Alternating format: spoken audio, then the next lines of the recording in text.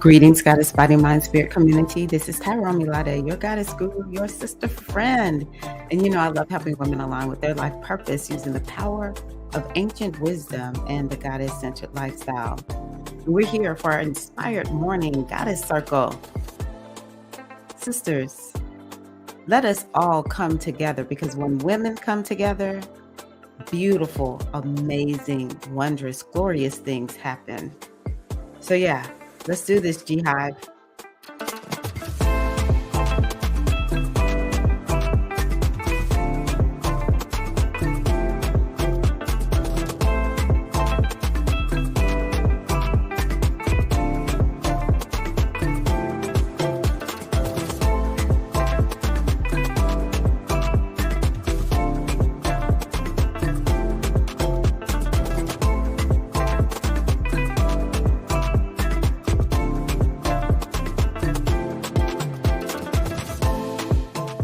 Greetings, G-Hive. What's up, G-Hive? Welcome, Queens. Glad to see everybody. Y'all know that's how we do it. Okay, we're going to get our jam on. We're going to dance. We're going to have a good time. Okay. Who's here? Okay, I'm going to take the music off. Yeah, the music warbles my voice, and I can't stand it when I listen to the replay. So let me just go on ahead and not get warbled or irritated with my warbly sounding voice. And let me just greet you all this morning. Hello to the G-Hive. Do you have your morning beverage? I'm drinking water. My work changes lives. So does yours. So does yours. My work changes lives. You got to know that about yourself, Queens. Okay. Zellico,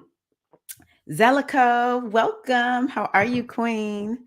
The Queen Latoya in his house. How are you, Latoya? Queen Felicia, how are you, big sister? Queen Larissa, how are you? Hi, Queen Ocean Kimmy, welcome. Oh. Hello, Bliss. Welcome, Queen. Let me see, make sure. Oh, here's Keita May, Wealth Rising. How are you? That's right. Oh, we dance here amongst the G-Hive, okay? It's foundational to our health and well-being. Thank you. Thank you. Good morning, Jasmine. How are you, Queen? Ekaro Ayoka. How are you, Queen Ayoka? So good to see everybody this morning. Yeah, this is real interesting. Actually, I'm going to pull up the astrology because I haven't actually made a video about the astrology for this week. So let's just kind of look at that too. We're going to do a mindfulness practice, and we are going to continue our chat about a happy pocket full of money. And again, I go through a happy pocket full of money because it helps to teach metaphysics, quantum law, things like that. When you understand the laws of the universe and consciously live according to these laws, then you will see that there's a science behind living. There's a science behind, how to create the life you desire while you're in human form. Okay, so I have that pulled up. Let's see here. Okay, so I do want to remind you, if you are in the SAI group and you let me know inside of our group that you are coming to the retreat, I have you. Even if you haven't received notification of me adding you yet, I just saw it when I went in this morning. And I saw all of y'all's replies. I know I saw Felicia, Ayoka, Ocean Kimmy. I saw all of y'all reply. So y'all are in. If y'all want to hang out in a retreat with some of your sisters here on the live stream, then I'm like trying to see, what am I looking at? Then I invite you, as you can see in the banner scrolling across the bottom of the screen, that the retreat is actually tomorrow, and this is the Gemini retreat. It is at 7 o'clock Eastern time. I know this says 6 p.m. because I'm in Central time zone, but I speak in Eastern time zone. I'm making it at 7 o'clock because it's going to be easier on the sisters in the Eastern time zone, because we sometimes, it just goes a little bit too late, uncomfortably late, which I know it has to be super early for the sisters in Pacific, but we have to find the balance with the time zone differences so we can all be together. So this one is about deepening presence. Presence is the now moment. Gemini is about that mind and mental health. And, one of the main practices I think every human needs to practice is mindfulness. And there's a number of ways that we can practice mindfulness. But mindfulness, y'all, again, I know y'all have heard me say this, but I'm going to say it again. My mind was blown when I realized, after reading my The Secrets of the Yoga Sutra book, that the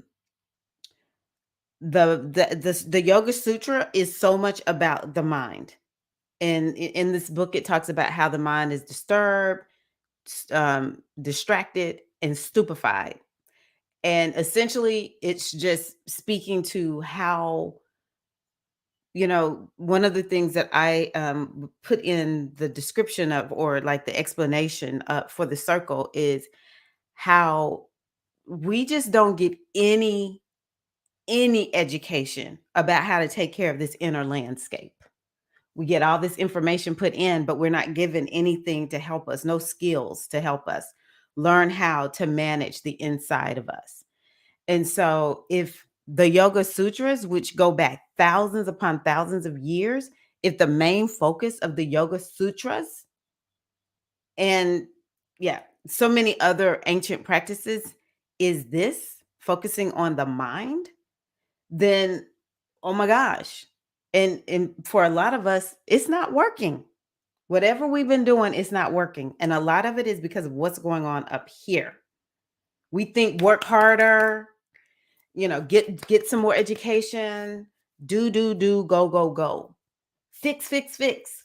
When honestly, what we need is just a moment to just take time to be with what's here in our minds, to be with what's presently going on, right? And that takes mindfulness. It's like exercise for the mind, okay? It's a way to master the mind. And when we can master our mind, then we will be in a better position to master our lives. We'll be in a better position to master anything that we seem like, this is bad. This is, I don't know what to do. It's a problem when we master our mind and our mindset. Okay. One of the things that I love about working on the mind is when we are able to get our minds to just become more calm, it actually opens us up to being more aligned and attuned to what the universe is bringing to us. We have what's inside of us called the Ori, is what I call it. Another way you can look at it is called the higher self. The higher self is consistently saying, "This is what you need to do, sis. Hey, sis. Hey, sis, I'm trying to tell you what you need to do. Sis, don't do that." But we just have a distracted mind. Our minds are disturbed. Stupefied sort of means it's just kind of like stuck. Okay. You're not stupid. It's just you're stuck. That's how they describe it. And so, and it's kind of like you're not able to fully think for yourself. And so it's hard for us to hear from our higher selves, our okay? So once we're able to get our minds to calm down and just be present it opens up way more possibility than all this thinking. Okay, should I do this or should I do that? What should I do? What should I do? We've all been there, right? So that's what this retreat is designed to do, is to help create an experience of this, working with the mind and experiencing that calmness, but by the same token, making that commitment to care for your mind. We are officially in a very airy age because of all that's been happening in Aquarius. We better be focused. Let me tell y'all, this I didn't even think about it until just right now. When I think of Aquarius, the negative side of Aquarius to me is the Borg from Star Trek. The Borg, they're just one mind. And it's just like one thought goes through and infuses them all. They work in sync. See, when we have it on the healthy side, we all are advocating for the best for everybody in society. We're all coming together and we're like, everybody needs to be winning. That's Aquarius. Okay. But the negative side of it is kind of like this mind control thing, right? And so we need to be focusing on what's going on up here. We need to make sure that we are in control of our minds. And most of us are not. Our minds actually feel like torture chambers. Okay. So that's what this is to a certain degree focused on. Okay. So I hope you all join me. Yeah, 3 spots left. That does not include the SAI ladies. Don't worry about it, SAI ladies. You're already in. Okay. 3 spots left for anybody who is not a part of SAI. I'll say it that way. If you want to join us, you will have the best time. If you think this live stream is fun, you will love the circle. It's very safe, very, very safe. You're not going to be there all day. Y'all know 90 minutes to 2 hours. I don't even like going 2 hours, but 90 minutes. Give me your 90 minutes. I'm telling you, you're going to leave out feeling refreshed and excited about the new possibilities of this new moon. Oh, let me see here. Okay. Good. Good, good, good. Thursday is perfect. Glad to hear that. Okay. Okay. It's I'm going to tell you something, Jasmine. I actually had to read the book. I had the physical book and I had the audible book playing at the same time because it's kind of it's a lot. Bonjour, Diza. How are you, Queen? I see that. Dark Diza. Okay. So let's just go on ahead and look at the calendar and see what is going on with let's see what's going on with the astrology. Okay. So the biggest part of this week happened on happened on Sunday. Okay. So a few days ago, we're still feeling this, trust and believe. The Pluto has already been retrograde. Pluto went retrograde, I think it was in April. And so Pluto is retrograding back into Capricorn. It may have been May. I can't remember, but Pluto has been retrograde for a little while. And so finally it has left Aquarius and it's now back in Capricorn. So what I want to tell you is first and foremost, we have to remember some transits are more about what's happening in society. We as humans can be like, oftentimes when I hear people ask about astrology, it's like, well, what does that mean for me? Right. Well, sometimes transits are not necessarily about you. They are about what's happening in the world. And so what you can think about is, what did you see happening in the world from March? It was the last part of March through June 11th. What did you see happening? What were the main themes? Because these are the themes that are going to come back. I find it interesting that those, Canada is on fire. I had a friend from Canada chime into a group that we're in together. and she showed us pictures of Toronto. I just even I could not even I can't even imagine it, to be honest with you. I've never lived in a situation where day in and day out there's just smoke.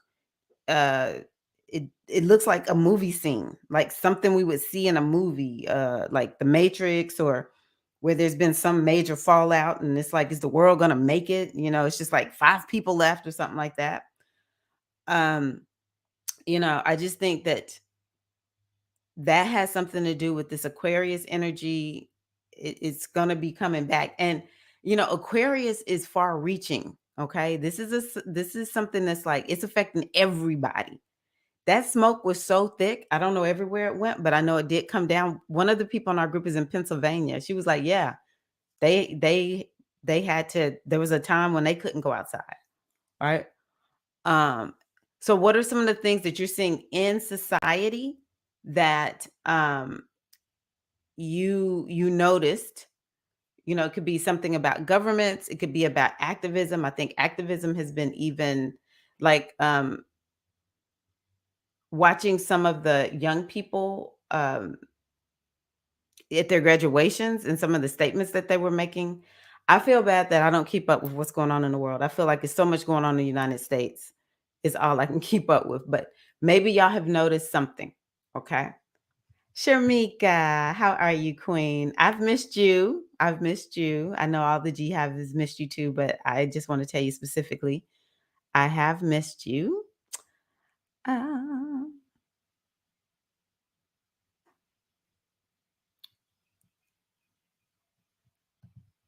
you came here? You came to the United States? Do tell if that's what you mean. Okay. So the other thing is that Mercury. Oh, the last thing is I did put a video out about what I think Pluto and Capricorn is about. It's on my main YouTube channel, my public YouTube channel. So you can just go look on my page and go back through the live videos, because I put it out live, and you can see what it means for each sign. Um, okay. Okay, Shamika. Okay, so now Mercury is in Gemini. So that means our mental energy will be turned up. And but the thing about Mercury and Gemini, that's its home sign. And so it can generate a lot of ideas for us. It can have us focused on communication and mindset. And it's a busy sign. So to a certain degree, it's kind of like you might feel like, yes, I want to do this and I want to do that and I want to do this and I want to do that. We just want to make sure that we maybe have a list of things that we want to do so that we don't get too scattered. If you need to write something or create something where you're getting a message out, social media, that kind of thing, writing a book, creating anything, communication, videos, any ideas you need to channel. If you need to learn something, it's very mental. This is a good time for that. Mercury is there, the sun is there. Okay. Um, so those are the two that I think are really turning the energy and just giving us a whole new focus. Some of us may feel like I just have a whole new, like, okay, I know what I was thinking about like even 2 days ago, but I'm not thinking that anymore. I'm on a whole different sheet of music, feel different, thinking differently, have a different focus. Because anytime planets change signs, then that means that it is we have a new focus. That's what I love about astrology. We don't have to stay on one track. Astrology will make us feel like I got to go in a different direction. That's if you don't have a long-term transit happening. Okay. So Mercury square Saturn, this one is in effect right now too. And we could be feeling it today, tomorrow, and Friday easily. And so you want me to tell you this one? I would say it's important for us to make sure we pay attention to all the details. And we may kind of find ourselves feeling a little bit spaced out. Uh, but you also want to avoid getting scammed. You want to avoid getting scammed. You want to check and triple check. Like if somebody said something to you, like, wait a minute, is this what you're saying? Is this what you really saying? Like, this is what I heard. Is this what you said? And but the other part is it could be this reality check. It's kind of like, yeah, I'm gonna do this and I'm gonna do that. And then yesterday or today, tomorrow, and the day after, you'll hear, hey, you talking about doing that, but you hadn't done this, or you'll think an idea is good, and then somebody will be like, I just don't know if that's gonna work. Because I see this doesn't work, doesn't look too good, this doesn't look too good, this doesn't that's how to sound. But when you are bumping up against Saturn, Saturn is like, get real. Okay, so you've come up with all these ideas. Get real about it though. Like, what can you really do? Or um, is this really a good idea? Even, Yeah, it can feel like somebody who's in a position of power kind of like bumps up against you. But I'm telling you, y'all really want to make sure that y'all don't feel just check and triple check everything because this mutable energy, Gemini and Pisces, is mutable. You know what? I actually think because Saturn is getting ready to retrograde, I actually think it could be you missed something and you're going to be like, how did I never see this? It could be something like that. Okay. Okay, let me see here.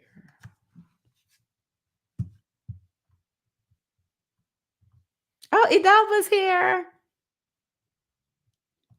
Hello, Queen. Good morning. Glad you're here. Oh, yay. Girl, you went to New York. I know that blew your mind. That's a great city. Mhm. I've been wondering if astrology can explain things like events with Trump and Boris Johnson have had to resign because of corruption. And then Berlusconi died. I don't know who that is. So yeah, I don't all the time like bringing up Trump, even though I keep up with all of that because I'm like, we got to make this right. We got to make this right. Um, yes, that to a certain degree was one of the things I was thinking about. I was like, whoa. So let me tell you, since you brought this up, Larissa, I think it's a great question. So much of this happened while Pluto was in Capricorn. So it makes me wonder, and it takes us back to the Pluto return of the United States and how the United States is being rebirthed. All of this, everything that we're seeing that's happening in these United States right now is a part of this Pluto return, even down to, you know, 2 indictments in just a couple of months of a former president. And everything that people when I watch the news or the programs that I watch, because I don't watch TV, but the people I listen to, they're like, "This is historic." And I want y'all to remember what we astrologers have been telling you. I know I've said it multiple times. We are in not unprecedented times. We're the wild, wild west. Things will happen that we never imagined would happen. It never crossed our minds ever that we would see this. We've never seen forest fires rage so much that their smoke came across international lines. The smoke was like, we don't know international borders. We don't know nothing about that. We go where we wish. The smoke was just like, I go where I want to go. All right.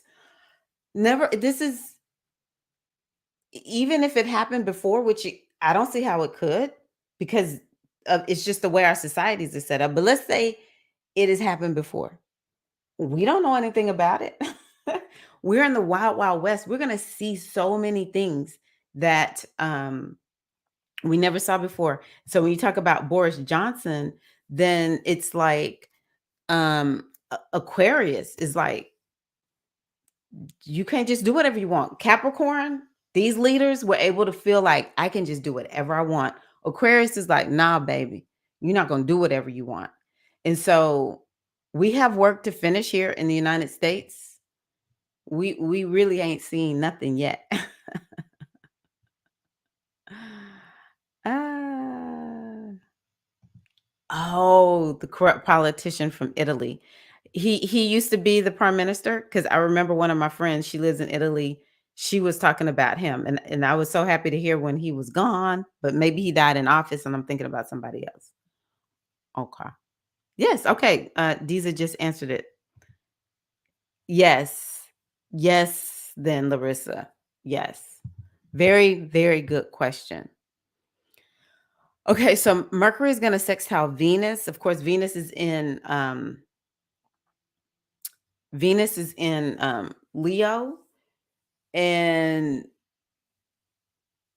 yeah, so it's like the air and fire, they support one another except for when it's a forest fire and it's like, please let us get this all settled down. Can we get some water or whatever puts out fire? Maybe Earth puts out fire. I don't know. But anywho, Mercury sextile Venus, this is more of like you will feel a little bit light, with this energy being in Gemini and Leo. It can make us feel like, okay, I feel not so heavy. I feel a little bit lighter, want to have a little bit more fun and jokey. It could feel like there's this inspiration.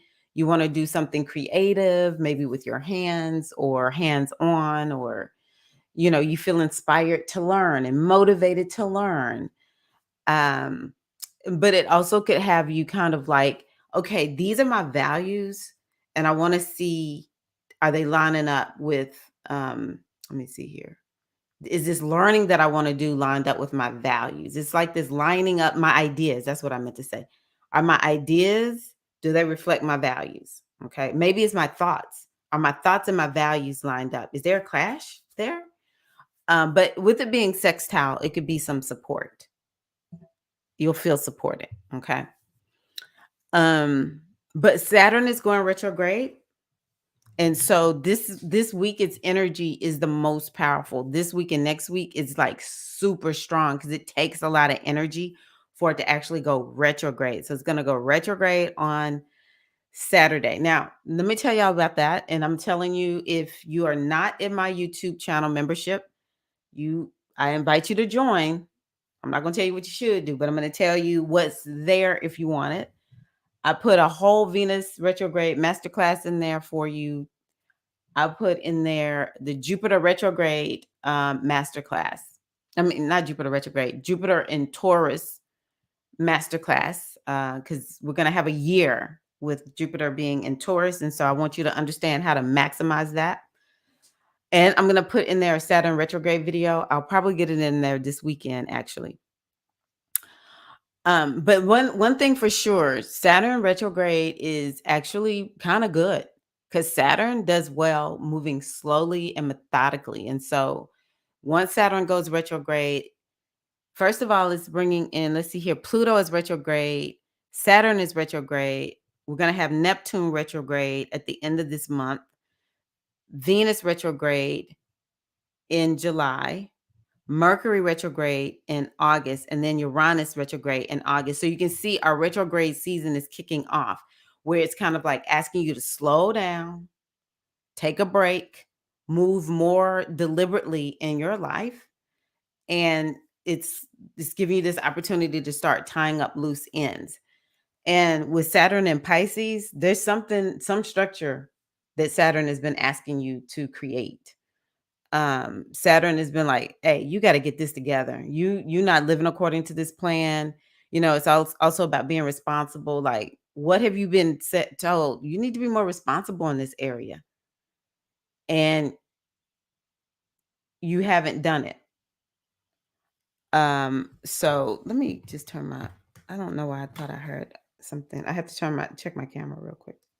I don't think anybody's out there, but I have to just double check. Sorry, y'all.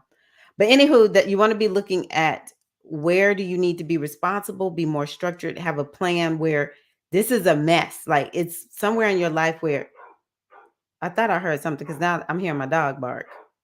I might have to turn some music on for y'all so I can go see what's going on. Let me just see real quick, y'all. Might just be people walking by. Yeah, everything is fine. Okay. My dog is he's such a protector. Actually, he's not. He's the nicest dog on the face of the planet. We do not have any expectancy of our dog barking and scaring anybody. He just barks when it's appropriate for dogs to bark. When people are passing, when the trash people are passing by. um, so you want to think about somewhere where it's a little bit of a mess, and so Saturn is asking you to get that cleaned up. You might have kind of been like, okay, yeah, I'm gonna focus on that. And now Saturn is gonna be like, no, you really getting ready to focus on this for real. Let me take a sip of water. I'm into self-care, ladies. I'm gonna take my sip. I'm noticing in my body I feel parched. And so I will take a sip of water. Okay. And so then we have this beautiful, beautiful new moon in Gemini, which I just think that Gemini is so important because we had a reset in Gemini in 2021. We could say, yeah, 2021. We'll just say 2021. Um, and so it's kind of like we get to just keep focusing on something that we've started, but maybe need to finish. It might be something that we need to learn. It might be something about our mental health. It could be something around like traveling, making some short trips, learning something, teaching something, something around business. It could even have something to do with your siblings, your friends, cousins, coworkers, people who are your peers.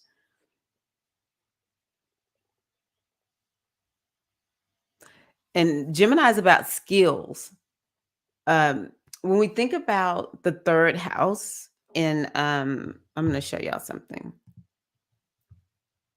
What is this called?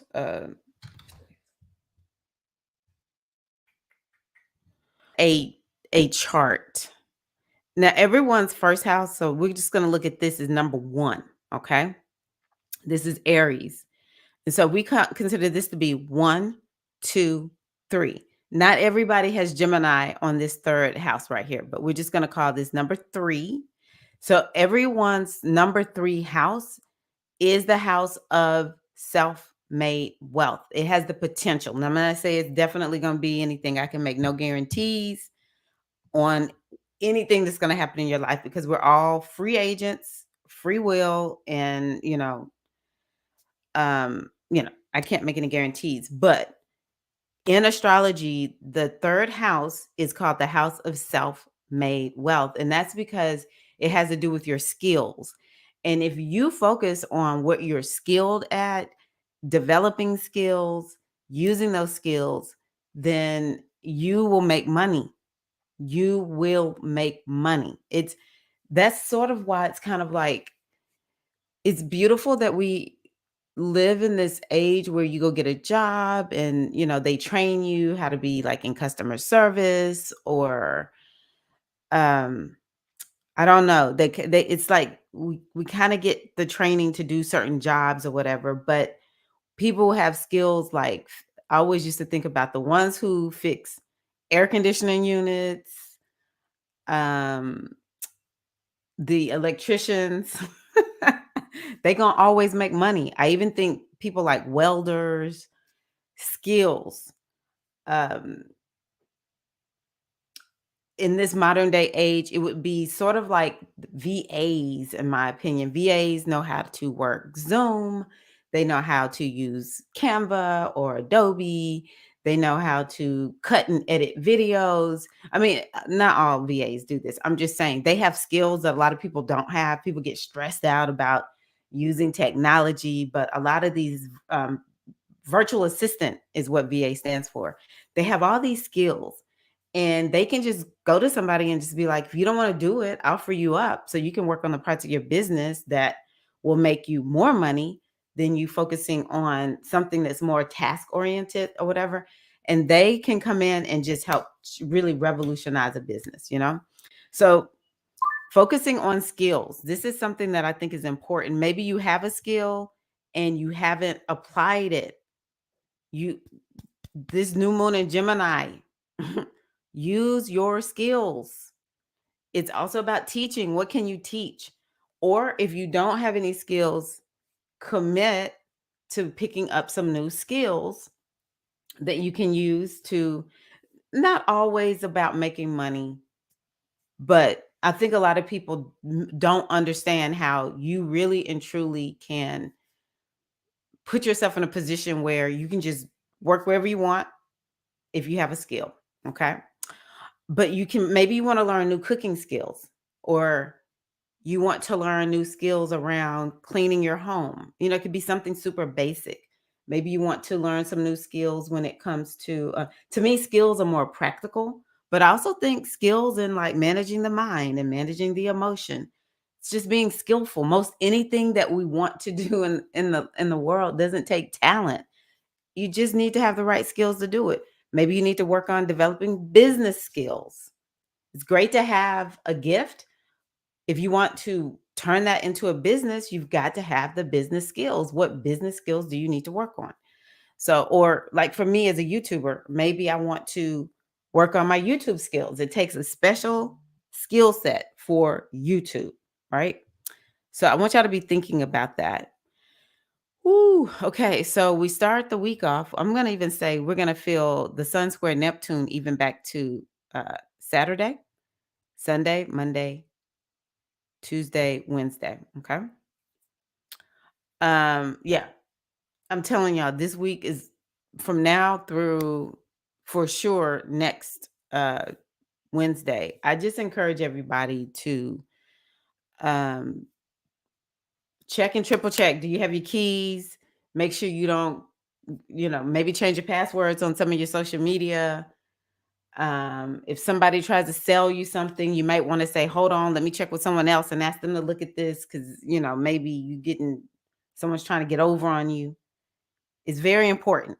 Very, very important, because we got Neptune. Neptune is like the planet that is all about illusions. It's like you're going to get sold an illusion, right? But what it can help us to do is it's kind of like what I talked about before. It's like we need to get ourselves a little bit more softened down. But this can make us kind of like spaced out, So you want to do things that kind of help to ground you. Jupiter sextile Saturn, that will help to ground us. Jupiter sextile Saturn, that will help to ground us. So hopefully that will ground us and have us more like having perspective. And yeah, this energy of, okay, I know this dream that I have, but I also am anchored in understanding what is it that I need to do to actually get it done. It's not just going to be a dream. It's going to be something I'm actually focused on. Okay. But all of this energy could be very spiritual. It can help bring up a lot of spiritual experiences. I think that, from Saturday through next Wednesday, we could be dreaming massively. Maybe that's why I've been dreaming so much. I had two kind of like not so fun dreams. Saturn's getting ready to retrograde. It's in Pisces. What is Pisces? It's about dreams. Let's see here. And then next week, I think we're going to see a lot about dreams too. Maybe even going into the following week. So yeah, it'll go into the following week because Mercury square Neptune on the 25th. Yeah. Yeah. Okay, let me see here. Okay, yes, we talked about that. Oops, that's me. The learning ain't lined up with my values. Okay, but I'm going for it anyway. ah, oh, your capstellium is in the third house. So if I had a capstellium in the third house, let me tell you what the downside is, Jasmine. Is you'll almost feel like you have so many ideas, you don't exactly know what to do with them. And so, but, if you have a Capricorn stellium in the third house, then for sure you could be like an online business manager, or you could have a lot of skills that help people be organized. I don't know where your Saturn is, so that will kind of dictate if it's just working on business or what kind of business is where your Saturn is. It would tell us. But you could be someone like a travel agent. Maybe you help people line up traveling or something like that because the third house is traveling.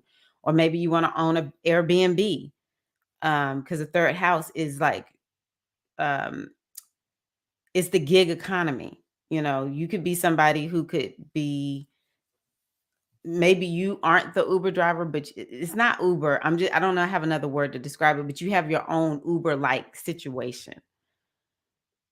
Oh, Saturn is in Cap. Wow. Then yeah, you could be a writer. The problem with third house is it's too much. But no question, you're going to be organizing things, right? Why so many symbols in front of the Taurus house? Are you talking about on here, Diza? Oh, that's because that's everything is there. Ooh, the moon. I'm having my lunar return today. Yay. Okay. So we have 1 degree is the north node, Jupiter at 6 degrees, the moon today at 10 degrees, and then Uranus is at 20 degrees. So it's full. It's full of stuff, Diza. So all of us Tauruses, I'm a Taurus moon, we need to just hang in there. Everything's gonna be all right.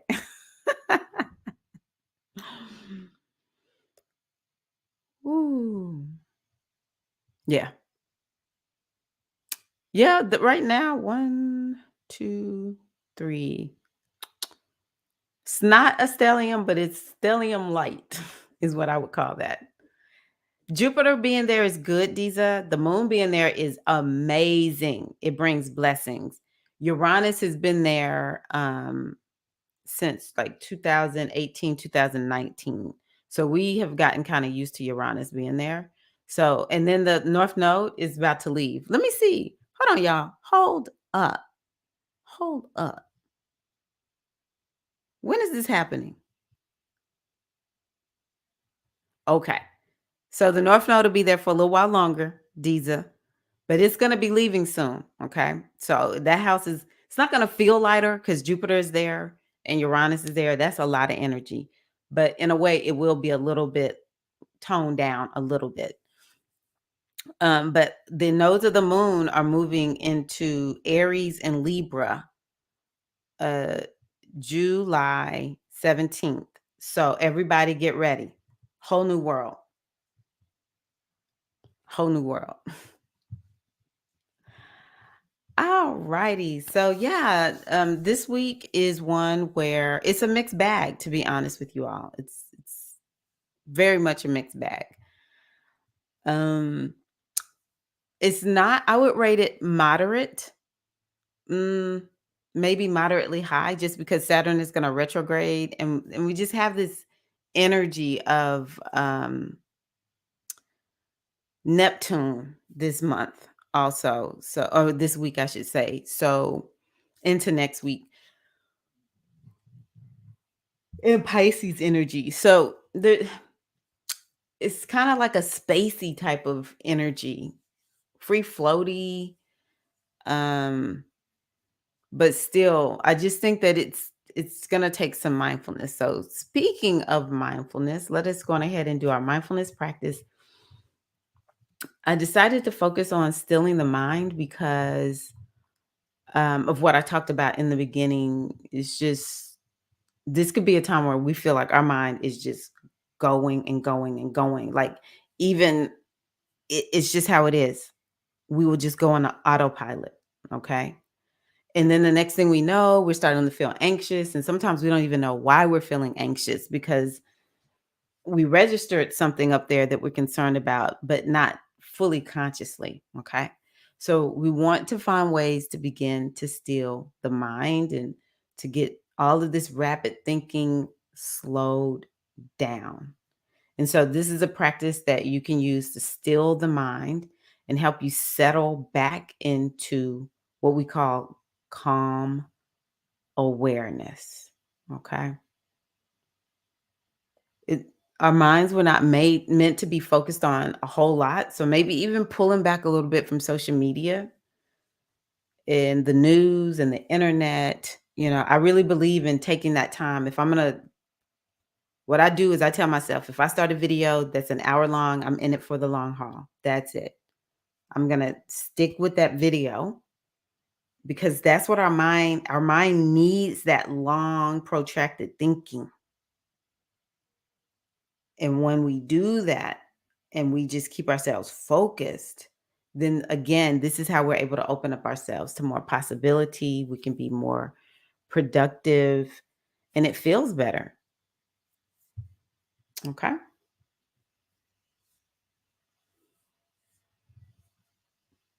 Okay. So let's just go on ahead and get in a comfortable position, preferably seated.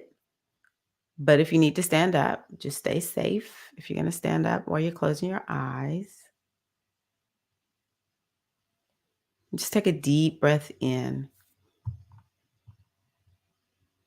And as you exhale, just release and let it go and allow your body to relax. And just take another inhale. Just invite in relaxation. Exhale, releasing, softening down. Maybe even notice if your shoulders soften down. And as always, when we practice mindfulness, we do so with non-judgment. We do so having a lot of care for what we're experiencing and being curious about what's there. That's very Geminian. Gemini is a curious sign. So just be curious about what's there because the mind is going to move to and fro. Thoughts will come, thoughts will go. It's not about quieting the mind, just being present, curious, non judgmental, and caring. Because we have to recognize that the mind may not always do what we want it to do. But if we take that time to care for our mind and spend time in the present moment, it is also the mind that allows us to experience joy, pleasure, and gratitude. Just take another deep breath in, slow, deep breath out.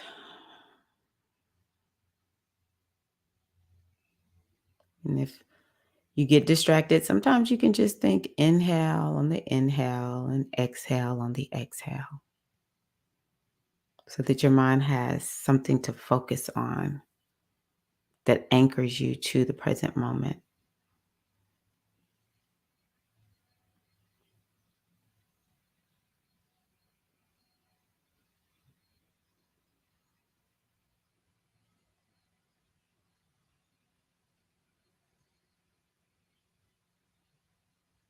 And so now I want you to begin offering your mind a few phrases of loving kindness. And the intention is to build a gentler relationship with the thoughts. And so here's phrases you can use. May my mind be at ease. May I be at ease with my mind.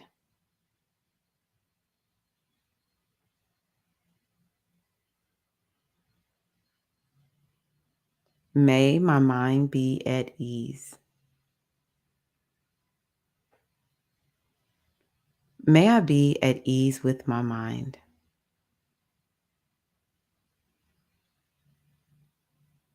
Just continue repeating these phrases, directing them toward the mind.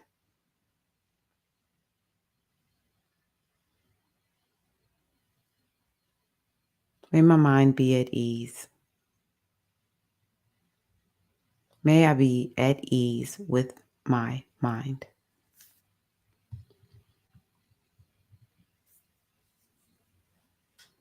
Just continuing to use the phrases as the object of your awareness.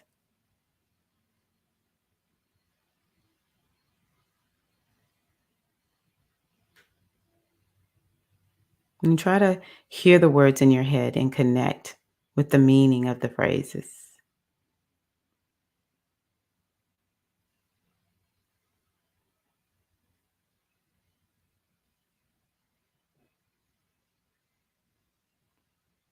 And here's something else. When you notice the mind is agitated, anxious, overactive, use a one word note. And so this is what that looks like. Note, thinking, or anxious, or whatever it represents for you. And then return to the phrases. So you could just, for instance, hear the word anxious and say, anxious. May my mind be at ease. May I be at ease with my mind.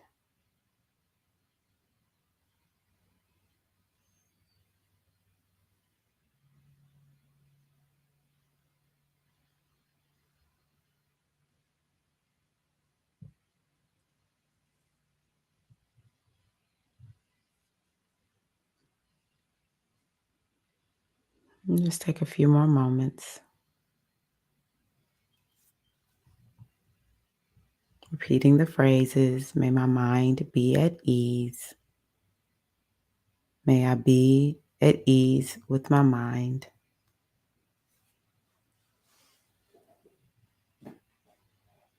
Noting what any other things that could be coming up, and just going back to the phrases.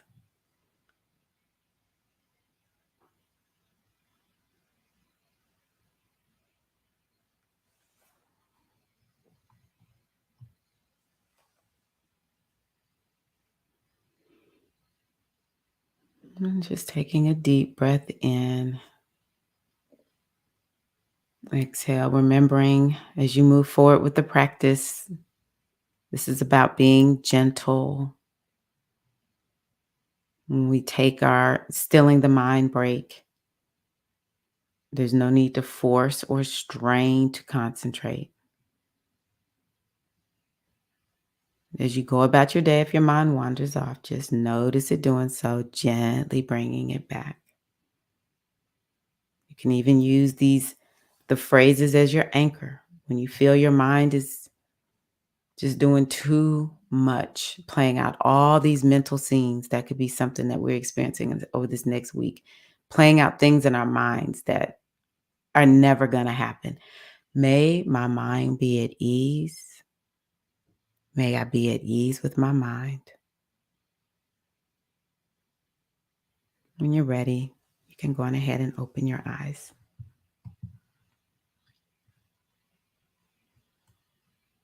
Mhm.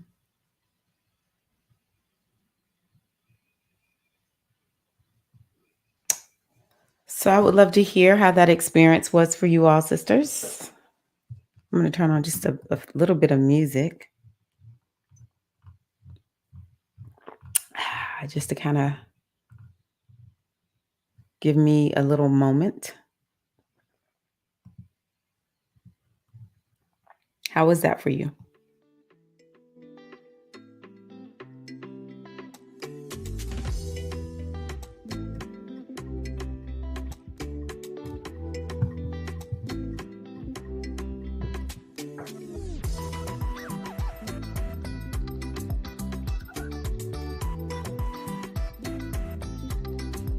Just a reminder, 3 spots left in the retreat to reset at the new moon. Just $22, y'all. I'm keeping it at the new low price, as we would say in the United States grocery stores, new low price.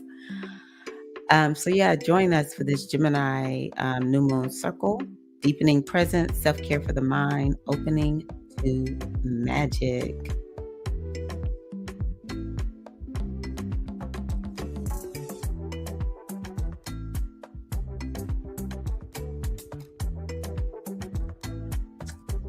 Oh, yes. Your baby's birthday. It's gonna be amazing. New beginnings. Oh, your sister's birthday too. New beginnings is on the horizon. That's incredible. Beautiful.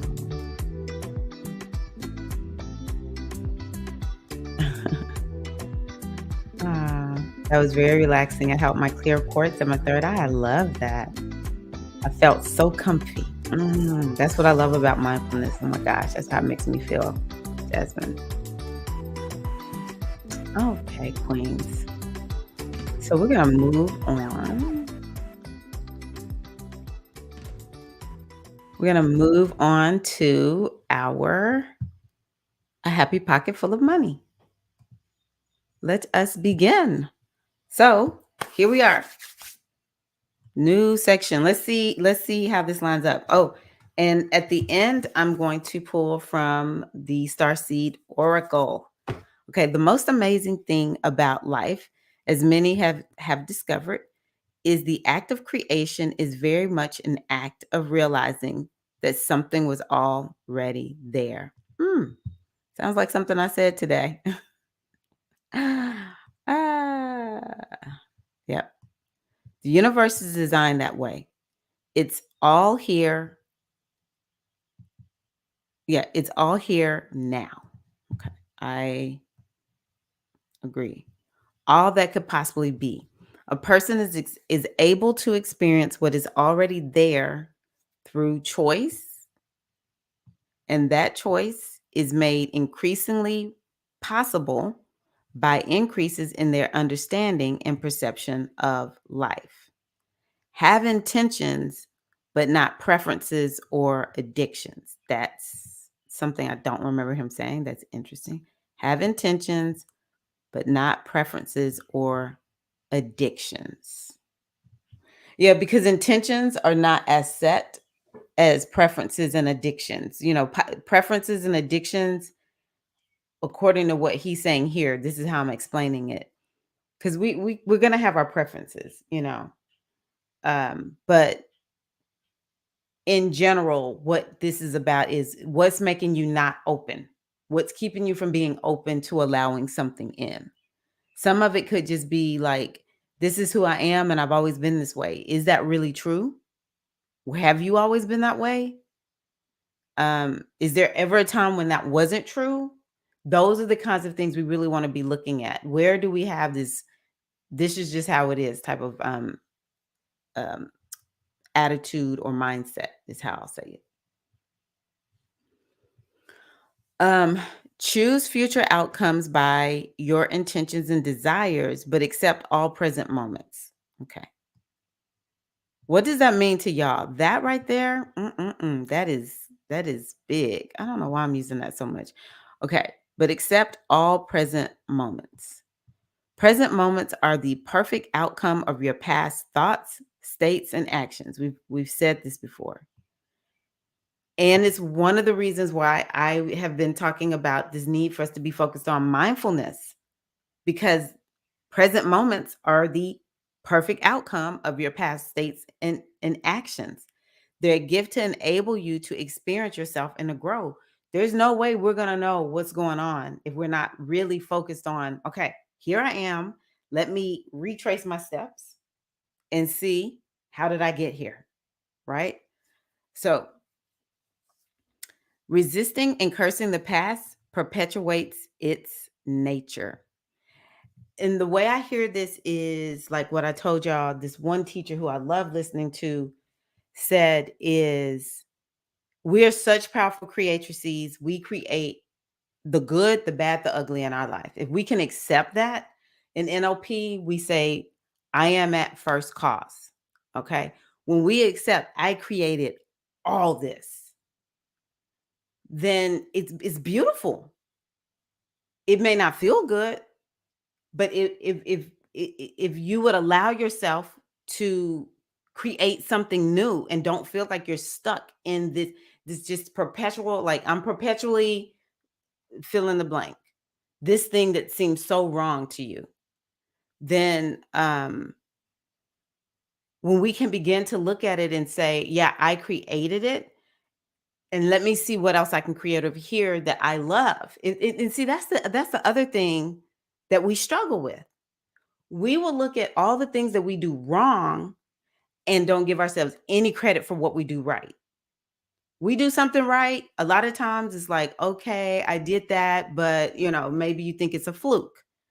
But You created that too. That's what this is saying. You created the great. So is it that you only create in a crappy way? No. This is why we have to have our gratitude practice. So if we can begin to say all this messiness in my life, and I really needed to hear this morning, all the messiness that I see in my life, I created this and it's beautiful because it is a reflection of exactly I thought this, I felt this, I ran these pictures in my mind. It is the exact result of that. And if I choose new thoughts, if I choose to see new things in my mind and I choose to feel a new way, I choose. Because we think because of whatever we're in, I can only feel this way. I can only feel bad. Sometimes we even think feeling bad is what's going to motivate us to get it done. It's not. We need to have more self compassion. We need to have more care, more concern for ourselves. We don't need to be whipping ourselves. That's over. We're out of that stage because we are taking this time to learn more about like how do we live a life that we really love, that a life that feels good. We're taking that time to figure this out. And so beating yourself up, it does not work. But thinking to yourself, like, that is how bad Mama Gemma I am. I can create Oscar winning roles where I am the protagonist and I am like the queen bee of this movie. And I can create roles where I am the shadow queen, I am the antagonist. And, it's like that role that everybody's like, ooh, I love to hate her. I love to hate him. I love to hate them. Then, is that role? I can create that too. I can create it all. I love all of this, right? Because then it's like, no, literally thoughts, feelings, pictures, sounds, all of this is exactly why I'm here. It's a science. It's just like what I was telling y'all about. It's a science. Been in my head a lot, and that helped. Oh, good. Decided to ground myself outside as I did it. Very nice. I feel good now. Very good. Glad to hear that. Mm, okay. That's a powerful experience, Diza. Accepting that you're at first cause is beautiful. It's empowering. It is just initially we want to deny. There's no way. And I want y'all to remember, I always get real like, let me just say, I am not creating what other people are doing. But what I experience, I get to choose. I get to choose. So we have been hurt by somebody. I am at first cause means I got to get myself healthy and well again. I got to do something about this. I can't be walking around with this hurt and pain and this wound and feeling victimized. I'm gonna go talk to somebody. And it might take me 10 years to get it done, but baby, I'm gonna get this done. Okay. I'm going to keep searching. Universe, you got to bring me some healing. You got to bring me some help for this. Because a lot of times what we're doing is, we just go into protection mode and we just stay in protection mode because it works for a while, right? But at some point, I think all of us just get to a point where like, this is just too painful. I don't want to do this anymore. Universe, you got to bring some healing, right? So but we're not responsible for what other people are doing, but we are responsible for our lives and what we do with it. No matter what has been done, we're gonna be like, well, I gotta take care of this now. Okay. But let's not forget, we can create great, massive beauty, glory, wonder. The other thing that I'm going to tie into it is your chart, your numerology, that blueprint that we have on the inside of us, past karma. Some of this we need to be taking into account too. Okay. Because some of the trauma and the stress and the things that we don't like in this lifetime might be an opportunity to like correct something that happened a long time ago or in another lifetime. in your ancestral lineage. It could be something related to the ancestors. It might not even be yours. It might be something that the ancestors just keep handing down. And it's like, okay, are you going to be the one that figures out this thing that we just keep handing down that's a problem? But sometimes these kinds of things happen, and it's an opportunity for us to, um, I guess, fix the karma. That's the best word that I have. It's the first step needed to begin a shift. Yes. I'm glad it says not preferences or addictions. I believe those are detrimental boxes. If you have a preference, how can you have a new experience? Yes. And I think for me, I just want people to be comfortable with having boundaries and saying, that's not okay for me. Like we need to have that. We want to distinguish between, so for instance, my preference is water. I don't want anything else. Don't give me any, I don't want no juice. I don't want no liquor. I don't want nothing. Don't give me tea. Don't give me coffee. Just give me water. Okay. That's all I want. That's my preference. And that preference is really, it looks like a preference, but it's really a boundary because I have had way too much sugar in my life. I alcohol does not work well with me. Coffee doesn't work well with me. So that's more of like a good kind of preference.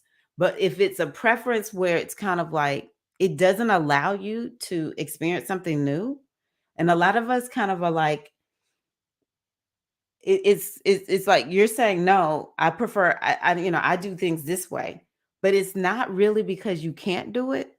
It's that you are staying in your safe zone. That's what Ocean Kimmy is talking about. You're staying in your safe zone, and it is kind of like an excuse to not move outside of your comfort zone. And of course, addictions do not allow for possibility. An addiction is a one track, it's a very obsessive, hyper focused state of being. And, it doesn't allow, like, try to get someone who's addicted to do something different. They're not going to do nothing different. As a matter of fact, if you try to get them away from their addiction, they might even go overboard with it because it's like, no, this is, and of course, addiction is safety. It's really a response to, um, you know, something has happened in that person's life, and this is what they're doing to manage something that they can't face it. It's too much. It's zero judgment of addictions. But I mean, come on, let's be real. They intentions, we want to stay away from preferences and addictions if we're wanting to invite in more. Any addict will tell you, and if they wanted healing, they had to let go of that addiction to invite in the healing. Yeah. There's a point which the band-aid ain't sticking anymore. That's exactly right. Yes. Yes. How will you know? Yes. If you haven't tried it, how will you know? Exactly. Exactly. Okay, so let's see what this says here. Speak to yourself and ask yourself questions, expecting an answer. I love this. So, something I'm actually going to be talking to the SAI ladies about. If you don't know what SAI is, it's an initiation that I have. It's called the Spiritual Aspirant Initiation. I'm going to go into it more in depth with in my program, but I'm going to tell y'all about it. So, there's this one coach who I work with, and she talks about having uh, IBE, and that stands for Inner Business Expert. And she's like, consult your inner business expert, because the inner business expert has all the answers. You can give the inner business expert and the universe an assignment that you need them to take care of, and they'll take care of it. I do it all the time. Sometimes because, my mind is, let's just say I have Mercury and Pisces. So I could be in very much la la land, right? And I'll think, ooh, IBE, don't let me forget this. Because maybe I'm doing something and it's like I don't have time to stop and write a note to myself. And I'll say, IBE, don't let me forget this. And then all of a sudden it'll come right back. Or there have been times when I've gotten lost in time. I have to set timers all the time to make sure I don't forget to show up for stuff. Um, my IBE, if I'm lost, and I hadn't set a timer, it'll just bring it into my mind. But the IBE can help me figure out all kinds of things. So I've also created an IME for inner money expert. I've created the IHE for the inner health expert. And I just every day, my ORI is the primary one. ORI, IBE, IME, IHE, and I even call one I am inner muse. This is what I'm working on. I need an answer. Sometimes the answer will be internally, sometimes the answer will come from somebody else, somewhere else, or whatever. And so, actually, you know what, y'all? Asking questions is actually one of the best spiritual practices that you can have. One thing that you want, I think I agree with this. I learned this in my NLP training. Why is not all the time the best answer or question? A better question would be, what do I need to do? Or what do I need to know? Or how can I, what are the steps? How is a good question. When?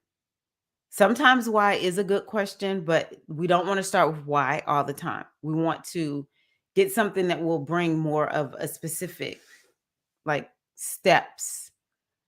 And sometimes why is just not knowable.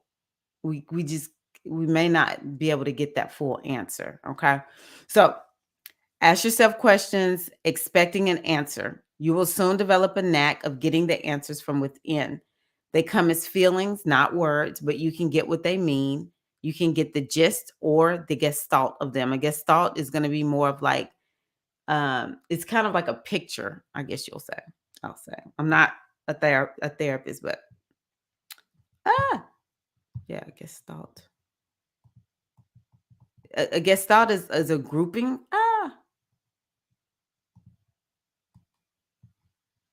Is a grouping. It's like a collective. Anyone know the full answer for gestalt? A gestalt is definitely kind of like a symbol. That's what I've been looking for. It's like a symbol. You'll get a symbol. Let me see what y'all are saying.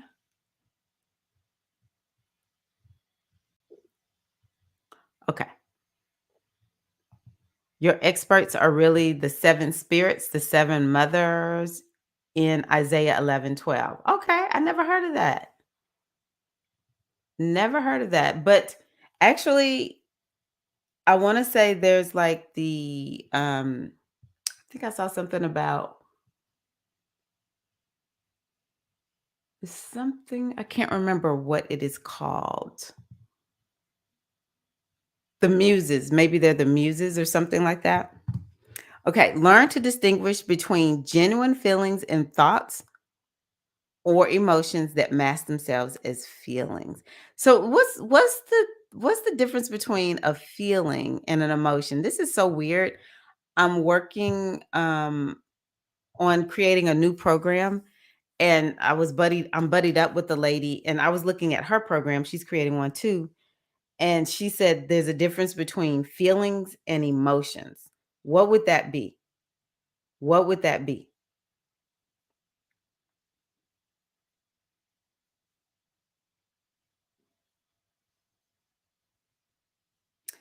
Yeah, feelings and thoughts. And you want to be able to make sure emotions are not being masked as feelings. I think that is ingenious. Anyone. Distinguish between genuine feelings and thoughts or emotions that mask themselves as feelings. Yeah, a feeling is an inner urge, it's an inner nudge. It's not, the emotion is going to be like shame and anger and um, grief. sadness. It could even be happy, joy.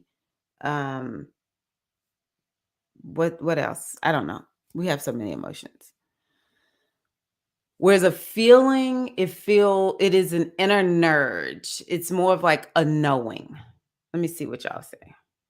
That's a good point. Oh my gosh, Felicia. We use them interchangeably. But there is the Tyra. But let me see what else everyone says. Feelings are potentially more lasting.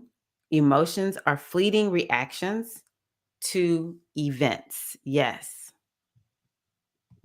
Feelings can include pride, ego, resentment. Thank you, Priestess. How you doing, Ellen? Emotions, energy in motion. Your reaction to the feelings you feel. I asked, where do I feel it in my body? Connect to touch. So that I love that. Where are you feeling it in my body? Emotion is what you experience when you're reacting to your feelings. Let's see here. Two of y'all have said that. Emotions versus feelings.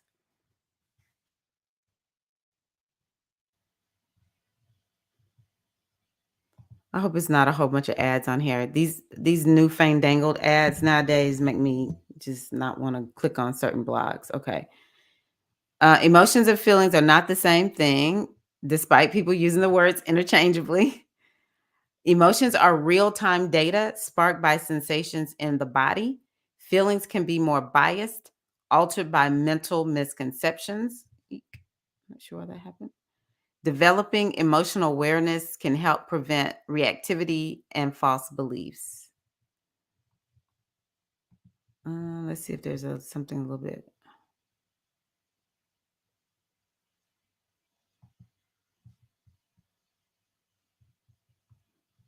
Feelings,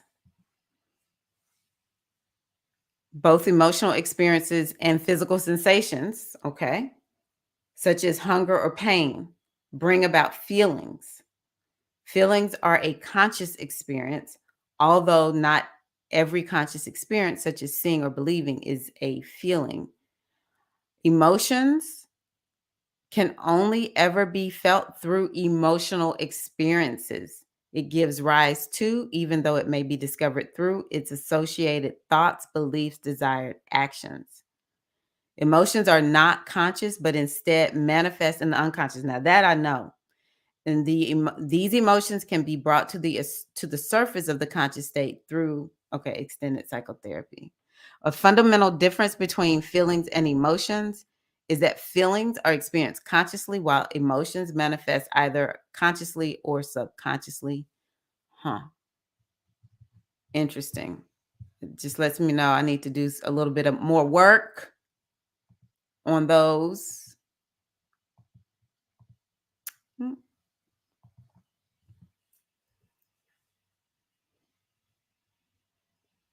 Mm. So let's just definitely think about feelings are going to be more conscious. Emotions might be conscious, but they actually are birthed from the subconscious. Okay. They're birthed from the subconscious. Okay. I'm going to read this last one. When you intend, let me make sure y'all didn't say anything else. Let me see here. Core emotions, yes, are typically fear, anger, sadness, joy, and disgust. When you intend something, be of one mind. I cannot emphasize that more. Have no altercations or preferences. No, alternations. Have no alternations. That's a different word. Or preferences. So here we go, Eileen. Ocean Kimmy, sorry. Preference is this. I want A in my life, and it has to come this way. That's what he's saying. We want to we want to just be open to the universe, helping us to manifest whatever this thing is that we are calling into our lives. Okay. And it's like, well, if I don't get this one, maybe it's this. And then we say like this with the alternations. Practice detachment. in the moment of now. Accept joyfully what is happening in the present, for you have brought it with your previous thought, words, actions, and state of being. It is only here. Ooh, I love this. It is only here to let you have a look at yourself like a giant live mirror. What you resist persists. So that's why we want to accept joyfully what is happening in the present, for you have brought it with your previous thought. Okay. And so now let me just be present to it, but open myself up to receive something new. Do not wish your present was different. How much of who's good with that and who's like, I don't know about that. Do not wish your present was different. Live happily in your present. Be of present mind, but make choices about your future and intend your future with one mind. Single mind, focus, precision.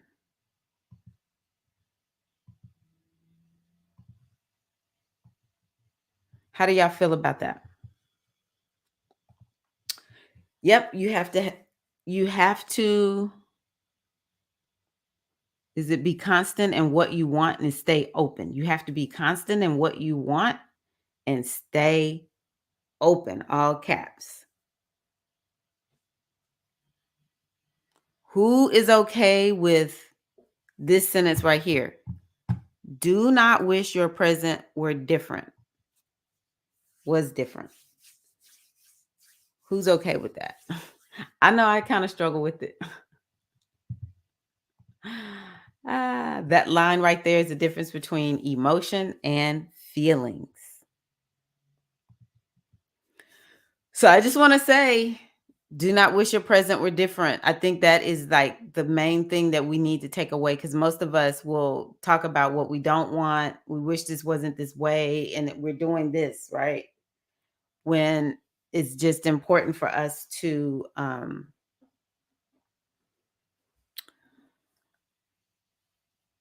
embrace, okay, I created this beautiful moment. I created this beautiful moment. And if all you can do is just get to where you feel neutral about it, you don't think anything bad, you don't think anything good. Now, it does take a little bit of a practice to, keep yourself in that position of at least let me just be neutral. I remember when it first came to me, neutrality over negativity, be neutral over being negative, thinking this is bad. Just think, let me not think anything about it. As a matter of fact, let me just see what's here. Because I know, when we go back to that preferences and what's the other word? Well, addictions, but let's say preferences. Um, we have such a way that we've already thought about everything in our lives. We've always thought about it this way. This is well, not everything, but like where we are right now. This is how I think about it. This is what I think about it. And so what new way can I think about it? Or can I just here's a practice for us, y'all. Hold on real quick. Never stop learning. Okay. I wanted to just say that so I could be at a fresh new spot to know where to start next time.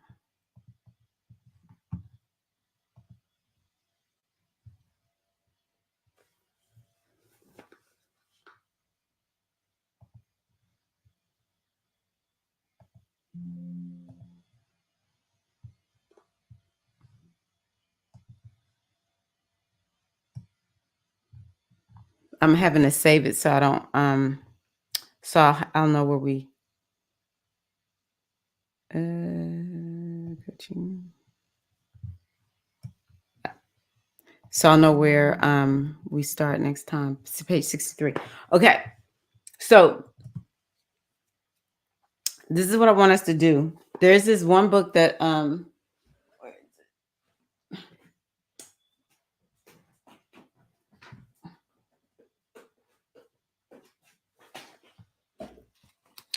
this book right here, Dollars Flow to Me Easily. And in this book, he talks about, it's by Richard Dotts. He talks about soften, shift, stay. And I want let's let Keita May do this since she has expressed this. So what soften is it's just like unplugging the refrigerator and everything is going to de-thaw. So you want to unplug this. No, this is bad. You want to unplug it. Just feel yourself unplug that, Keita May. And anyone else who wants to unplug from feeling like I'm saying no too much to something, I'm resisting it, I want to open myself up to it. So that's called soften. And then what you want to do is shift. You want to shift yourself to thinking it could just be just a little bit better. You don't have to go from feeling resistance to feeling bliss or feeling like I'm all in for this or whatever. I totally believe this is possible. You just want to go from where you've been to a new place, a new better like more of what you want, seeing and feeling and thinking and hearing more of what you want, and just see that in your life.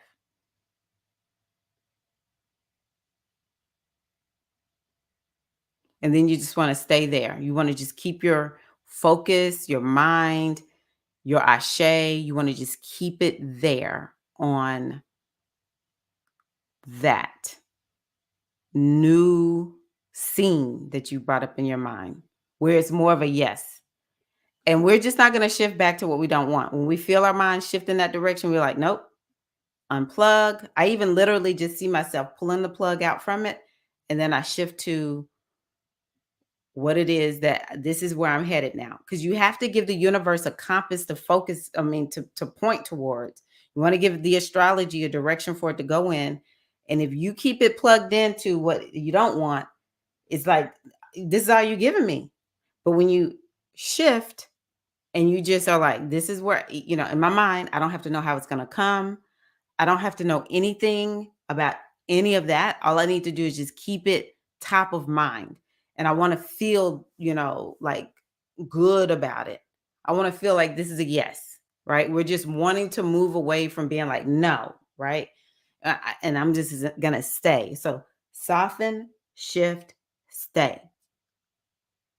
When you are now focused on what you do desire for your life, what you want for your life, what you're calling into your life, how differently does that feel? Let me know. I keep a vision of me on a road walking towards sunshine. I love that. The things in my peripheral are blurry because my focus is the sunshine. Spoken like a true Leo. Spoken like a true Leo.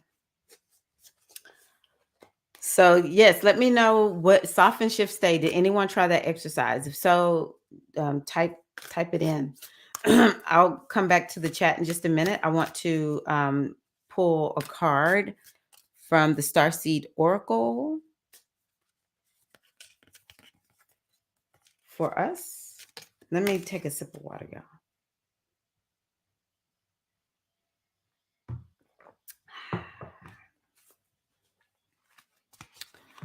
Okay.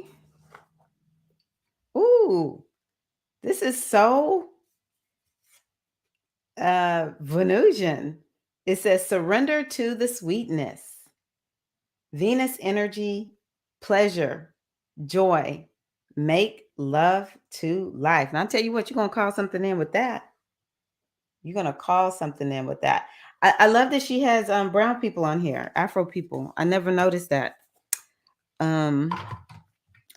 Surrender to sweetness. Okay. Y'all ready? So it says, this is a sensual, highly feminine card. It is a call to surrender to the sweetness of life, to let the ever abundant feminine take over, to taste the fruits you've been working so hard to grow, to let your senses take over and really drink in your life with wonder, to get intoxicated on the simple bounty that this planet has to offer, and which you have within you when your well is full. That does kind of line up with what we've been talking about today, y'all. The ancient Babylonians connected the feminine goddess Ishtar to the planet Venus. And in Roman mythology, Venus was the goddess of love and beauty. In our night sky, aside from the moon, Venus shines the brightest. Time is our most precious resource, and it's the greatest healer. If you've been all work and no play, this is a sign to take some time out to reconnect with your lover, play with your children, to give yourself luxury, the luxury of time without agenda. Oh my gosh, I know I need that. Many of us are so busy building our lives that we forget to enjoy them. We forget why we decided to build them in the first place. Now, that is one why that I think is a good why. What is your why for, that North Star for doing whatever it is that you're doing? If it's going to school or your career, a business, working on your health and well-being. Maybe you've been working overtime because there's a house that you want to buy and you want to have a certain kind of down payment, but it kind of feels like all I do is work, work, work, work, work. Remember your why. And I'm not saying keep working. I'm just saying we have to remember our why, because our why gives meaning to what we're doing. Yeah. Yeah. The why gives meaning to what we're doing.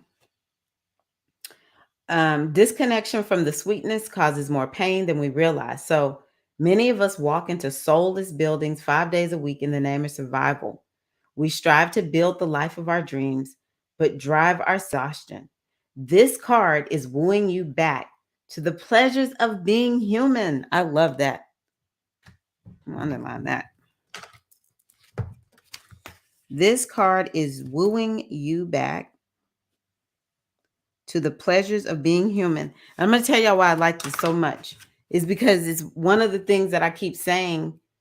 I want more women, especially women of color, to understand all this. We got to do all this heavy lifting. I was in a group. Well, I'm in this group where, like I said, I'm creating a program. And one of the things that the coach had us do is reflect back to the women in our group. What is their essence? What are the things that we're noticing about them, like their superpowers? What makes them unique? And I'm like, these people have not even begun to see the fullness of who and what I am. But especially saying things like, and I know I'm this, but I'm not, okay? Because y'all know I'm into empowerment. But she said something like I'm willing to carry people on my back. No, I'm willing to lock arms with people.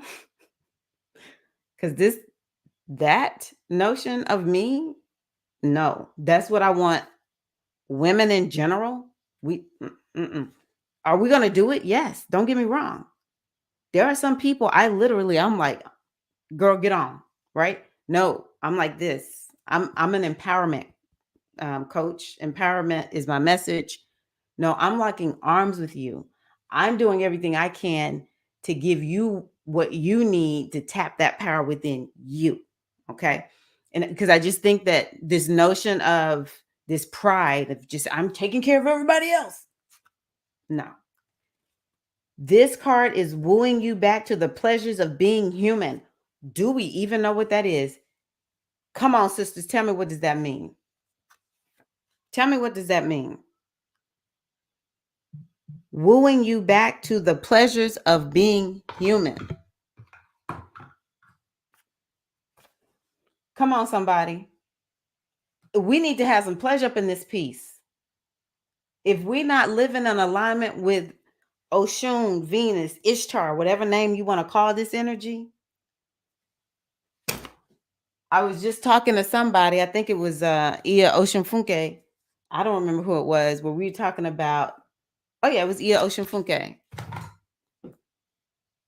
Oshun was the only feminine Orisha that came to when the earth was being created.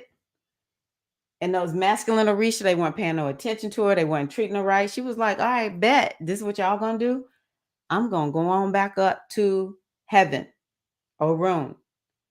Everything was just going wrong. Everything was bad. And they're like, I don't know. I think it was Olodumare. What's going on? Olodumare is the supreme being. Olodumare was like, well, where's Oshun? They were like, oh my gosh, Oshun? They were like, please come back, Oshun. It ain't right here without you. Something ain't right. If to be human, it just feels miserable. Are you kidding me? We're not doing that. Cancel. This card is wooing you back to the pleasures of being human. What does that mean for you? Let me see what y'all said. I have just a tiny bit more to read, but I want to see what y'all said.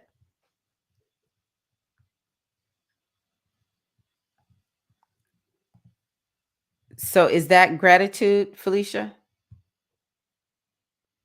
Tell me, is that part of what that means? I can't remember. I didn't see. Emotions can be you trying to give meaning to the feelings. I see. Okay. And then Ayoka said, oh, so I had it backwards. Okay. Yes. But I love that you put your answer into the pot. I love that. Because until we actually ask the question and play around with it, we're not going to get the answer, right? And I'm going to be honest with you, I'm going to have to do some more research on it. I don't even know if I'm fully clear on it because we do use these words so interchangeably. But emotions definitely I do see as more subconscious, and the feelings, let me see here. Yeah. Yes. And I can see, and the feelings is more conscious. It's like, okay, I noticed this. Okay. But a feeling also is connected to the intuition. I think emotions are too. Remember your why. Yes. Okay. I need peace and rest. This is my why. Okay. Okay. All I do is trying to get to a point where I can afford space, rest, and peace. Asheo, and it is so. Okay, Jasmine, no problem. Okay. So what is not on autopilot mean? Kita May, you said not being on autopilot. So what's the opposite of that? Opposite of autopilot is what?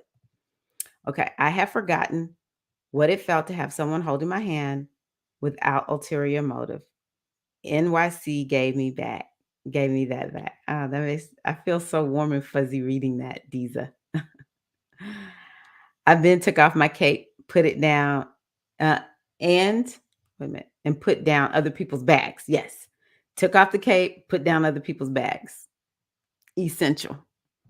Man, how many of us carrying other people's bags? It's not even ours, and life feels so heavy, right? All right, Diza, it's coming. It's coming, sis. Okay, allowing myself to indulge in the joys of life and not being on okay, there we go. And not being on autopilot in my day-to-day activities. Beautiful. Yes, and that's that present moment, living in the present moment, being present to what is. Like I think it was yesterday, day before yesterday, I was like I'm just grateful to be able to see and hear. Maybe it was on one of my mindful walks. I can't remember. But I'm really grateful like to feel the wind. It's just things that we don't even think about because it's just we're so full. Hey, check this out. We're so abundant. We don't even realize we're abundant. I can hear, I can think, I can make sentences. I have a computer I can turn on, I can look, I can research. Oh, my feet are on the floor and I can feel them. When I decide I want to put my shoes on, I can put my shoes on. I can read. I have a phone. It's like, oh my gosh. I can wash dishes. Okay, I'm gonna go down Kita May Lane. I remember when I was like, it feels like I'm just the maid of the family. I'm just the maid. Like, I know people talk about have everybody pull their weight around or whatever. But at the end of the day, I got standards. Or some days it was just like, I don't feel like going through what it takes to get people to do stuff. Kids, they be resistant at times, it's just how it is. So I'm just gonna stand in this kitchen, husband and the sons in the living room, laughing, having fun, talking, watching mixed martial arts or something like that. I don't know, MMA fighting or whatever. And I'm just in the kitchen, like, okay, first of all, I'm the only girl. And then even my dogs and my cats have been boys. Like, I had one girl dog, but we didn't have her for long. So I'm like, oh my gosh. Um, and so it's just me. And then I started saying, you know what? Every time I come into the kitchen to wash dishes, nobody wants to be with me. No one wants to take a risk of having to come in here and help me clean up. This is alone time. I love this. And then I would just wash the dishes and just be looking out the window. And it was like I would have all these downloads. It was just like all this time to myself, taking the most mundane moments. I remember when I was going through my spiritual sacred feminine mysteries initiation, and I was just in this conundrum of I went to school and got all this education, and then I chose to be a stay-at-home mom. This is feeling so, I feel so conflicted. I don't even know what to do with this. I don't know anyone to talk to about this because no one has been in this position before that I know. And she was like, you gotta take, she used the Karate Kid. She was like, the Karate Kid, wax on, wax off, wax on, wax off. And it was just like turning it into this ritual that would lead me to this level of mastery or whatever. And she was the one that kind of helped me to realize, how do you turn the mundane into something super spiritual? How do you turn just everyday mundane life into something magical? And that to me is what Keita May has said. Where are we? Joys of life, not just being on autopilot in day-to-day activities, just bringing more awareness to that. You deserve to enjoy also. Take off your cape. Who said you have to save everyone? Exactly. We have been programmed to believe being a superhero is empowering, but it's really to your detriment. It can be empowering in a moment, but not every single day. It shouldn't be your identity. Or we can describe superhero as somebody who takes care of herself too. She can be a superhero in her art, and that involves days where she's doing art and days where she is chilling out, like totally redefined. You know what? Actually, this is a good point because every superhero, I just saw this thought in my mind of Batman has a cave, you know? They all have some place where they go and they hide out. Superheroes ain't always just flying around. That some days the superhero, like Spider-Man, or I don't know all of them. Yeah, I'm not good with knowing all of that because I don't watch, you know, movies and cartoons and stuff like that. But I do know, like, Spider-Man had a job. Spider-Man would go and work. Let's do everyday things. Folks just got hooked up on the superheroes that's flying through the skies. But even Wonder Woman, what did she do? They weren't always in their superhero mode. I never thought about that. Thank you for that. That's really good. Yep. Keita May, I'm telling you, I get you. I really do. When you speak, it just reminds me of that place that I was in. And I just want to encourage you to what you said. I'm going to encourage you. Jazz was laughing at me.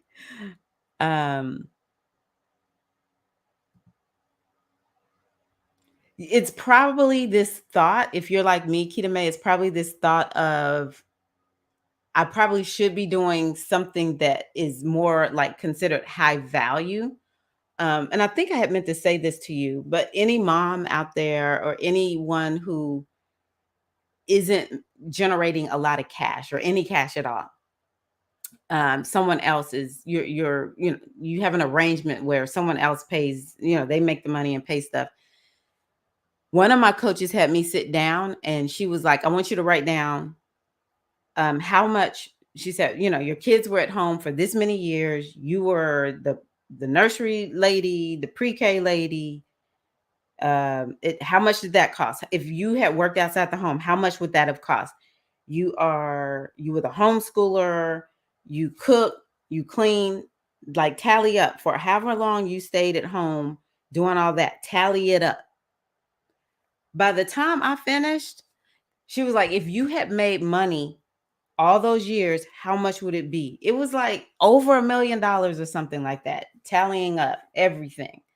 I put in, all the mundane stuff, the cooking and the cleaning. I put in things like principal. I put it all in there because I did. I did all of that. And now, even now, I'm like, my husband, he wakes up in the morning. He don't have to cook his breakfast. I'm going to tell y'all. When I went to Mexico, he said he gets so used to me doing stuff for him that when I leave, it makes him realize how much I do for him. And so I just said, okay, well, I want to work on my business. I do have a part-time job working at the nonprofit where I've been over a decade. But other than that, I don't want to go get a job. I don't want to.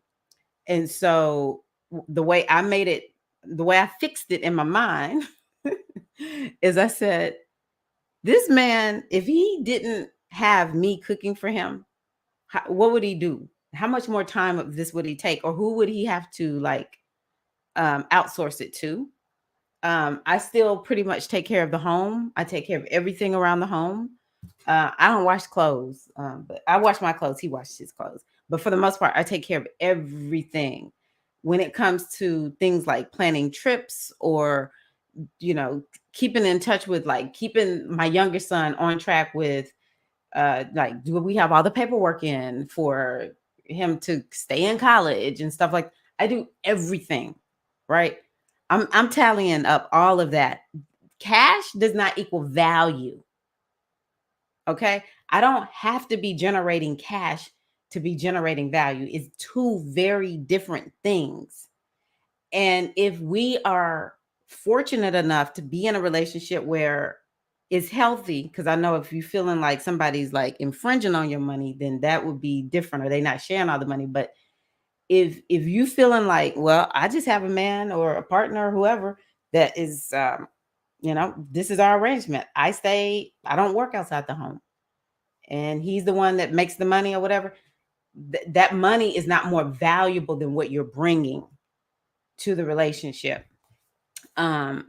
So I don't know if that's helpful to you, Keita May, but it's something that I struggle with a lot, and I feel so many regrets. I wish I had not wasted my time feeling that way. I wish I had just been like, I'm just gonna allow this, because I was always the one that was kind of like, I don't want people to think I'm lazy. I'm just a stay-at-home mom. People used to say that kind of thing. You're just a stay-at-home mom. What? Just a stay-at-home mom? What? Like, how? That's just not okay, right? You want me to tell you another thing? I decided this is so valuable. You just make a decision. Everything I'm doing, it's just like the jam, baby. I'm up there with Oprah. Me and Oprah, we girls. I'm standing here with my kids. Oprah got her, her whole organization. We on the same level, baby. She's pinned around to shift spin around to shift. Eileen. She spinned around to shift her identity. I'm telling you, them superheroes ain't always in superhero mode. They walking around being normal like us. And then when it's time, that's when they jump into it. So like you said, we can't be doing that all the time. A little bit, okay, not all the time. Parenthood is thank you, Sandy. Parenthood is a six-figure executive position each year easily. Yes. I feel like that's been a good discussion. Okay. So this card is wooing you back to the pleasures of being human, to focusing on what really matters and enjoying your incredible life, to focusing on what really matters and enjoying your incredible life. We get one life. I tell myself on a regular, if I had 6 months to live, how differently would I look at this day that I'm in here, right here now? Oh, I would be like, oh my God, I only got 6 months. Or sometimes I'm like, what if this is my last day? Like, am I really doing the things that I would want to do or have the attitude? Is more of that internal notion. Would any of this stuff that I think is so wrong, would it really matter? Mm, no. I would probably go out. Oh, I don't know what I'd do. I would just sit out and look at the trees and feel the ground and the grass. Like, I'm not gonna be able to do this after fill in the blank. Well, we want to just savor the moment, be grateful for every moment, keep the meaning of life. The true meaning of life is to be here and create and to just be open to the full spectrum of what is here, to have that gratitude for just every day. Okay, things may not be going the way that they're going that I want them to go, but I can find something to be grateful for because I it's so many people. I think about my mother-in-law. She was not ready to go. She really did not want to die when it was her time. She did everything. She hung on till she could not hang on anymore. And I think about people like that. Like, am I? They would give anything to be back. My mother-in-law would give anything. My mother, anything to see these grandbabies, because you know how they are about their grandbabies. Oh my goodness, grandparents and their grandbabies. Not all grandparents, but the good ones, right? And I think, what am I doing? How am I just, wasting time thinking about stuff that, if I knew I could not have this life anymore, it would not matter. These are the kinds of things that we want to be taking in. This is so Sagittarius full moon. We're still on the Sag full moon. Oh, good. You're welcome. Yeah. Yeah, we need a new perspective. The Sag full moon is just so in operation still. I want my parent reparations. They better give it up. Eileen is like, wait a minute. I want mine too. I don't care if I worked outside the home. I want the lunch lady. I want the laundromat lady. What else do we do?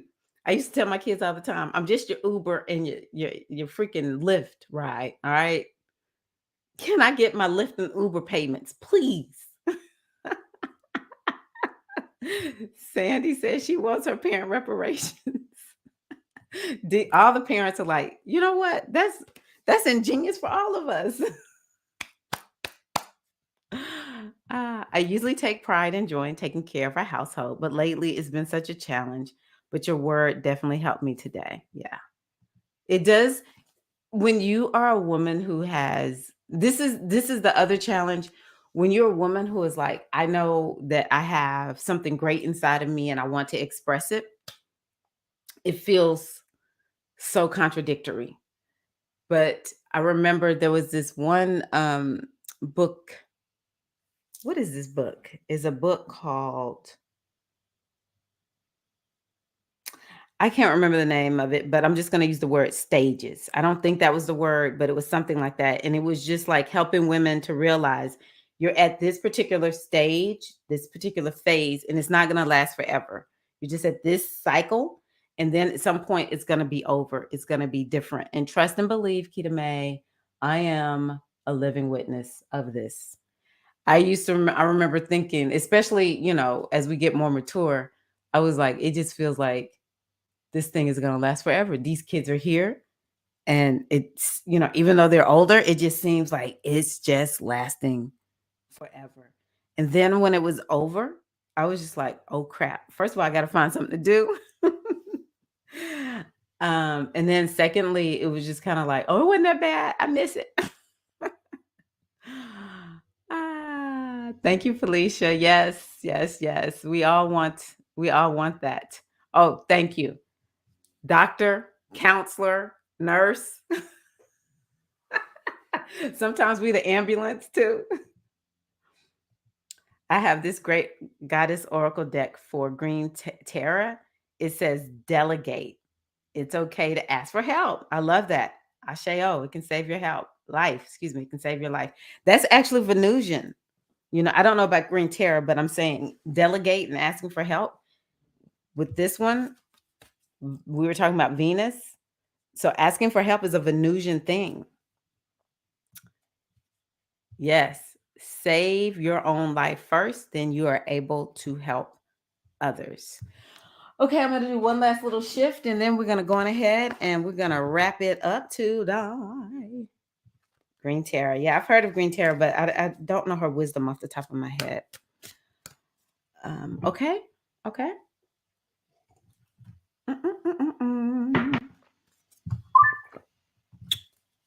Let's do an affirmation to take with us just to seal this all in. As a matter of fact, I want y'all to drop I want you all to drop in the chat. What's one affirmation you're taking away from today's discussion?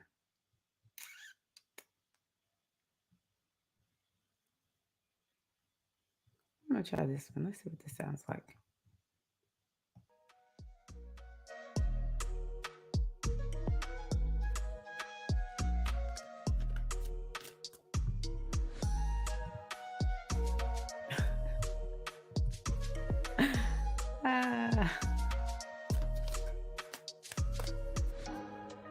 What's some affirmation that y'all want to take from today? I think I'm going to take, I like this one.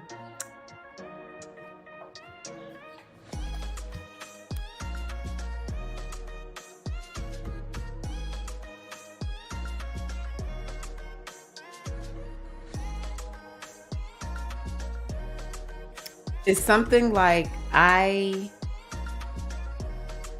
take in the pleasures of life. I'm aware and focused on the pleasure in life. Yeah, I'm aware and focused on the pleasure in life. Okay. My affirmation is I am enough as is. I love that. That is so, so beautiful. I am enough as is, period, with a T. Okay, I'm going to go on because it might be a delay, but I'll read them if y'all put them up. I am vibrant. I am vibrant. My bright energy glows onto everyone I encounter. Y'all, we really in this Oshun Venusian energy today. I am vibrant. My bright energy glows onto everyone I encounter. Okay. Felicia, I am.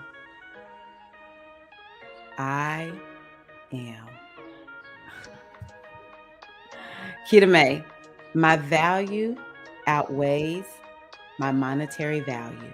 Asheo. Either my preferences are not my boundaries. Beautiful. Oh, y'all got some good takeaways. Okay. I love it. So just once again, I hope that you all will join me in the retreat to reset at the 2023 Gemini new moon, where we are going to focus on deepening presence. We're going to be focusing on self-care for the mind and opening to magic. This moon has quite a bit of Pisces energy in it. I know it's Gemini, but trust me, there's a lot of Piscean energy in this. So that's why it's going to open us to magic. Gemini, actually, that's why I use the fairy. It's a magical, very magical sign also. So opening us up to that. Was it 3 spots left? Not including SAI, ladies. That doesn't apply to you. 3 spots left if you're not in SAI. Let me say it that way. I'm moving forward. Go, Diza. I love it. All right, queens. Yeah, this has been amazing. Thank you. If you're watching this in the hashtag Replay Sisters, I'm so sorry. I'm only now mentioning this. Welcome to the hashtag Replay Sisters.